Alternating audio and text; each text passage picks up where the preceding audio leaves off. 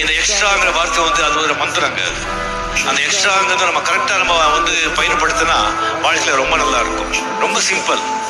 Extra பேசக்கூடாது, extra சாப்பிடக்கூடாது, extra தூங்கக்கூடாது, எக்ஸ்ட்ரா புகழக்கூடாது, எக்ஸ்ட்ரா திட்டக்கூடாது, எக்ஸ்ட்ரா அட்வைஸ் பண்ணக்கூடாது.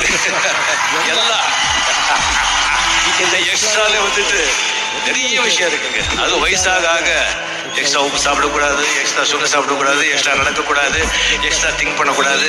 இந்த மாதிரி இந்த எக்ஸ்ட்ரா வந்து கரெக்டாக நம்ம யூஸ் பண்ணோம்னு வச்சுங்களேன், வாழ்க்கையில ரொம்ப ரொம்ப ரொம்ப ரொம்ப சந்தோஷமா நம்ம இருப்போம். இது கூட இருக்காதீங்க ரொம்ப நேரம். 9 மணிக்கு சுவிட்ச் ஆஃப் பண்ணுங்க. 9 மணிக்கு மேல என்ன மெசேஜ் வந்துட போகுது உங்களுக்கு? இல்ல இதை பார்த்தாதான் தூக்கம் வருதுன்னா மனநிலை மருத்துவரை அணுகுங்கள். பார்த்துக்கிட்டே இருந்தாதான் தூக்கம் வருதுன்னா யூ ஆர் நாட் குட்.